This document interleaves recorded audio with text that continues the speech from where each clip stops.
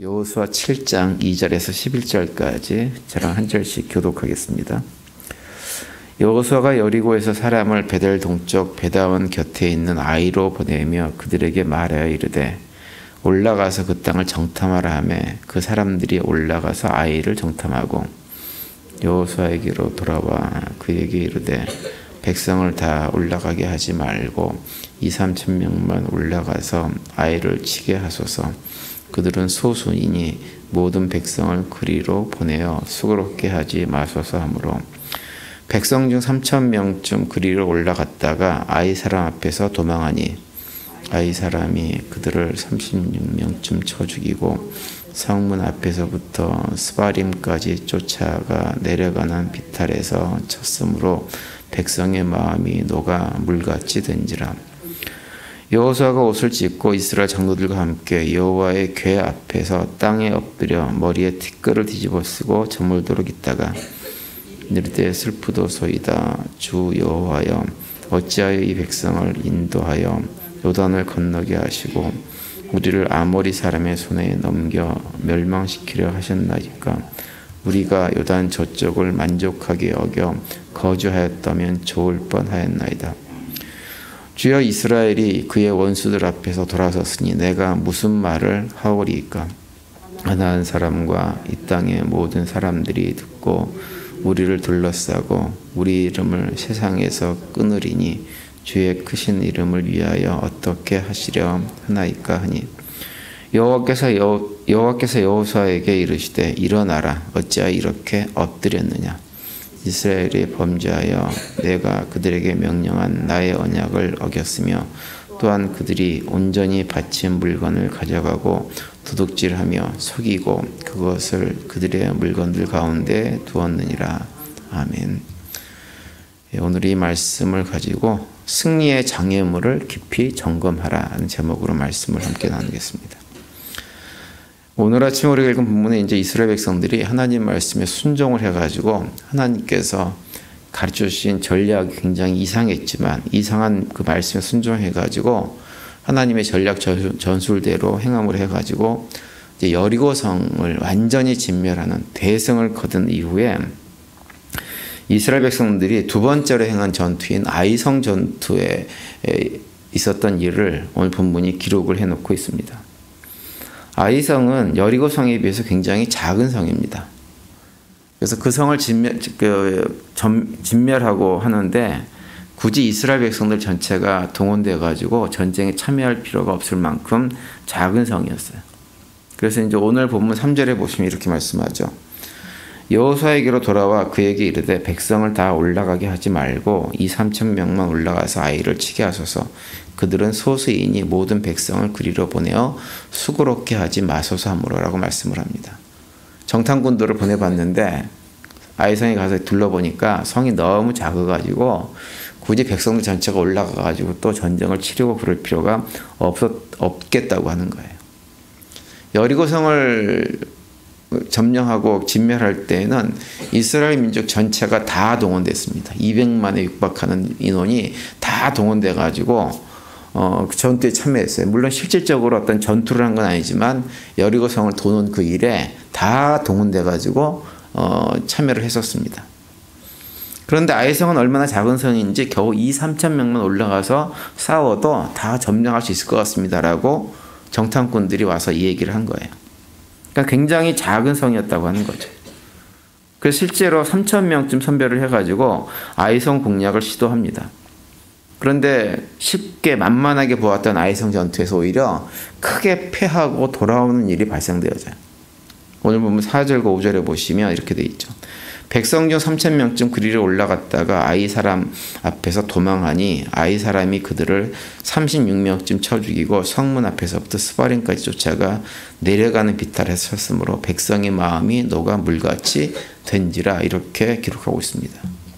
전투에서 지고 도망치다가 죽고 하는 이런 일들이 벌어져가지고 그 일을 경험한 이스라엘 백성들 마음이 다 녹아내렸다. 좌절하고 절망하는 상태가 벌어진 거예요. 근데 이런 상황을 경험하니까 여호수아를 비롯한 이스라엘 백성들이 깜짝 놀랍니다. 그래서 여호수아를 중심으로 해서 지도자들이 옷을 찢고 하나님 앞에서 죄를 뒤집어 쓰고 대성통곡을 합니다. 그러면서 하나님에게 탄식하기를 왜 자신들에게 이런 꼴을 당하게 하시고 요단강을 건너게 하신 거냐고, 차라리 요단 저쪽에서 그냥 점령한 땅에 살았으면 좋았을 걸 왜 굳이 우리 이쪽으로 건너게 하셔가지고 이런 모욕을 당하게 하냐고 탄식을 하죠. 그 내용이 이제 6절과 7절에 이렇게 기록합니다. 다시 보시면 여호수아가 옷을 찢고 이스라엘 장로들과 함께 여호와의 궤 앞에서 땅에 엎드려 머리에 티끌을 뒤집어 쓰고 저물도록 있다가 이르되 슬프도소이다. 주 여호와여, 어찌하여 이 백성을 인도하여 요단을 건너게 하시고 우리를 아모리 사람의 손에 넘겨 멸망시키려 하셨나이까. 우리가 요단 저쪽을 만족하게 여겨 거주하였다면 좋을 뻔하였나이다. 이렇게 탄식을 합니다. 그러니까 여호수아를 비롯해가지고 이스라엘 백성들이 다 이렇게 통곡을 하고 탄식을 하고 슬퍼하니까, 심지어는 하나님을 원망까지 하니까 하나님께서 응답을 해주세요. 그러면서 왜 그 전쟁에서 패할 수밖에 없었는지를 알려줍니다. 그것은 이유가 뭐냐면 이스라엘 백성 중에 한 사람이 여리고성 전투를 할 때 하나님께 온전히 바치라고 한 그 명령을 거역하고 아무도 모르게 자신의 전리품을 챙겼기 때문이다라고 말씀을 하세요. 오늘 보면 마지막 11절에 보시면 이렇게 되어 있죠. 이스라엘이 범죄하여 내가 그들에게 명령한 나의 언약을 어겼으며 또한 그들이 온전히 바친 물건을 가져가고 도둑질하며 속이고 그것을 그들의 물건들 가운데 두었느니라. 이렇게 말씀을 하고 있어요. 어제 제가 설명을 드린 대로 전리품을 챙긴다고 하는 것은 뭐냐면 그 승리를 자신의 승리라고 생각하고 자신의 영광을 자신에게 돌리는 행위입니다. 근데 그런 일이 이스라엘 백성들 가운데 일어났다고 하는 거예요. 온전히 하나님께만 다 바쳐서 여리고성의 전투의 모든 영광은 하나님께만 돌려야 되는데 백성 중에 일부가 하나님께 돌릴 영광을 자신이 가로채고 도둑질하는 일이 일어났다고 하는 거예요. 그런데 이제 그 누가 그랬느냐, 오늘 보면 바로 앞에 1절에 보면 누가 그랬는지를 알려줍니다. 1절을 보시면 이스라엘 자손들이 온전히 바친 물건으로 말미암아 범죄하였으니 이는 유다 지파 세라의 중소한 삽대 손자 갈미의 아들 아간이 온전히 바친 물건을 가졌습니다. 여호와께서 이스라엘 자손에게 진노하시니라. 이렇게 말씀을 하고 있어요. 이 아간이라고 하는 사람이 저지른 일은 무엇을 우리한테 말씀해 주고 있냐면 우리 삶 가운데 하나님께서 직접 우리를 대신해서 전쟁을 행하시면서 승리하게 하시는 그런 전쟁을 경험하게 하려면 우리가 해야 될 것이 무엇이냐, 우리 안에 있는 아주 깊고 작은, 눈에 보이지도 않을 만큼 작은 그 죄가 혹시라도 내 안에 있는지를 점검해야 된다고 하는 것을 말씀을 해주고 있는 거예요. 그것이 아무리 작아도 그 죄가 하나님께 마땅히 올려야 될 영광을 우리 인간이 스스로 취하려고 하는 그런 마음이 있는지 없는지를 점검하지 않으면 하나님께서 주시는 승리를 결코 경험할 수 없게 된다고 하는 것을 우리에게 말씀을 해주고 있는 것입니다. 아간이라고 하는 사람은 이스라엘 민족 전체 가운데 보면 그 개인 한 사람으로 보면 200만 분의 1에 불과한 사람이에요. 퍼센테이지로 따지면 0.000005%에 불과합니다. 보이지 않는 흔적도 거의 남지 않을 만큼 작은 부분에 속해요. 또 가족의 개념으로만 봐도 대략 60만 분의 1이에요. 퍼센테이지로 0.00001%예요. 보이지 않는 겁니다. 0.00001%에 해당되는 부분이 눈에 보이냐면 우리 사람의 눈으로는 보이지 않기 때문에 너무 사소해 보이는 거예요. 그런데 그렇게 지극히 작은 부분에서 불순종의 형태가 일어난 건데 그거 하나 때문에 하나님께서 이스라엘 백성들 전투에 참여하지 않으시는 것입니다. 그게 뭐냐면 용납하지 않으신다고 하는 거죠. 아간 한 사람이 뭐라고, 그 가족 한 가족이 뭐라고, 그 한 가족 때문에 전투에서 패하게 만들어 버리시는 거예요. 이건 우리한테 굉장히 중요한 메시지를 전해주는 것입니다. 우리가 삶을 살아가면서 신앙생활을 하면서 하나님께서 우리를 대신해서 싸우시는 그런 전쟁을 경험하고 그런 전쟁에서 승리를 경험하며 살아가려고 하면 아무리 사소해 보이는 것이라고 하더라도 어떤 형태의 죄가 우리를 용납하지 못하도록, 우리가 그런 죄를 행하지 못하도록 우리는 끊임없이 점검하는 일을 최선을 다해서 해야 된다고 하는 것입니다. 하나님께서 우리가 죄인 가운데 있을 때 우리를 구원해 주시는 그런 조건하고요, 우리가 하나님 백성이 된 다음에 하나님께서 우리 삶에 개입하셔가지고 우리를 승리하게 하시는 것을 경험하게 하시는 것, 조건이 다릅니다. 우리가 죄인의 자리에 있을 때, 우리 구원하실 때에는 우리가 죄인의 상태에 있는 걸 상관하지 않으세요. 우리가 온갖 죄가 다 뒤집어 써 있고 큰 죄가 우리 안에 있다고 하더라도 우리를 구원해 주실, 처음 구원해 주실 그 당시는 그 죄가 문제가 되지를 않습니다.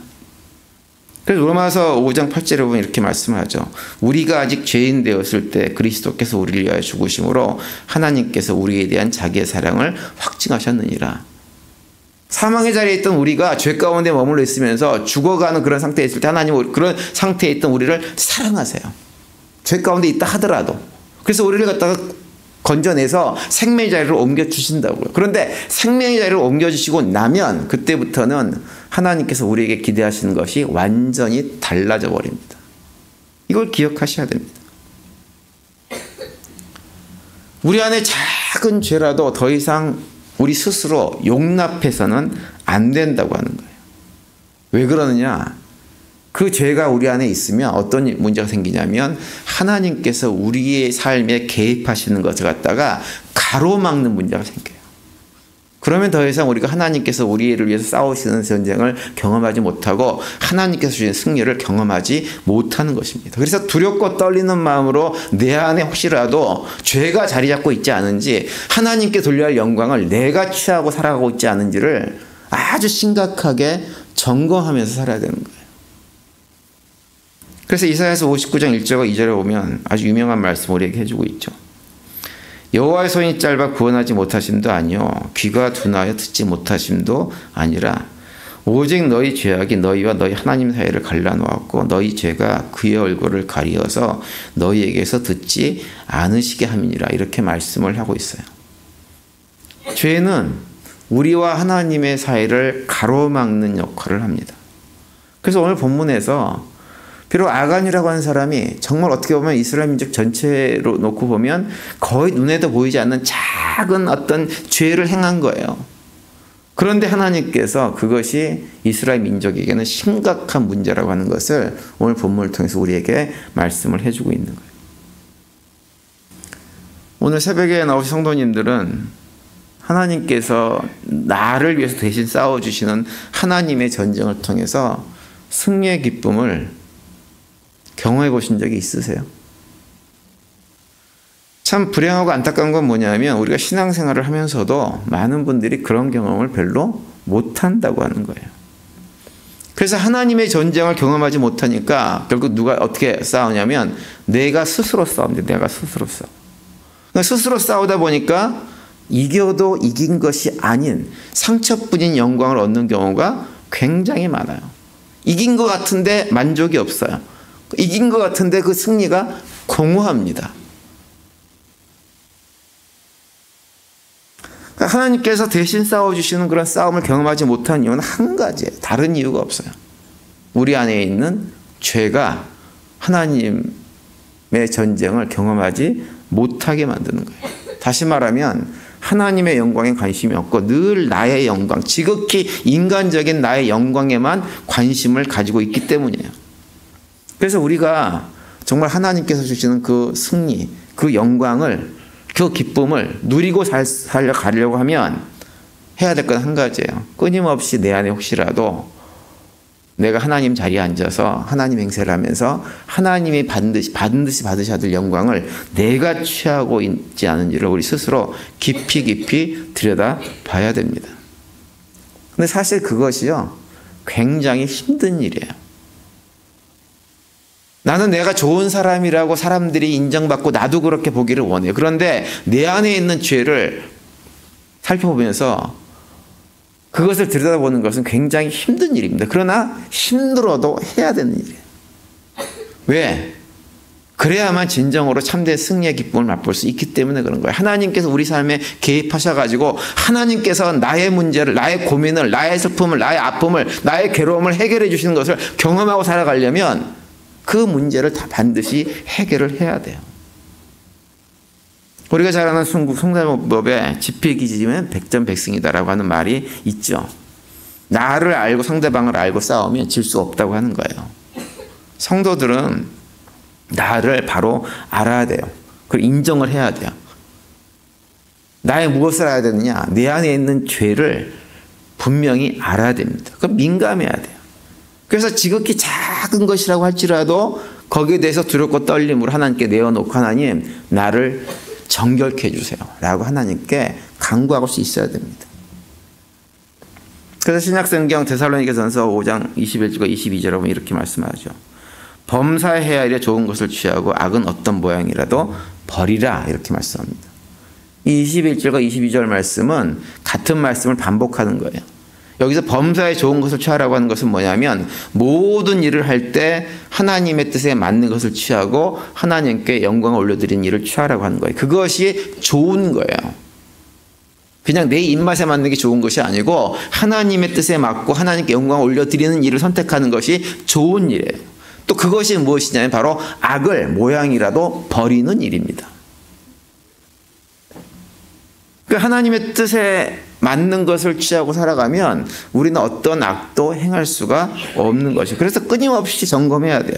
혹시라도 우리 삶 속에 작은 것이라도 악이 붙어 있지 않은지, 하나님의 영광을 도둑질하는 것이 내 안에 있지 않은지를 점검을 해야 됩니다.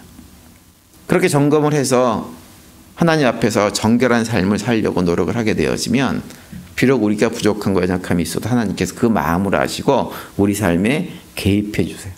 그럼 우리는 승리를 경험하고 그 가운데서 세상의 방식이 아니라 하나님의 방식으로 세상이 알지 못한 참된 평강과 기쁨들을 누리면서 살아갈 수가 있게 되어집니다.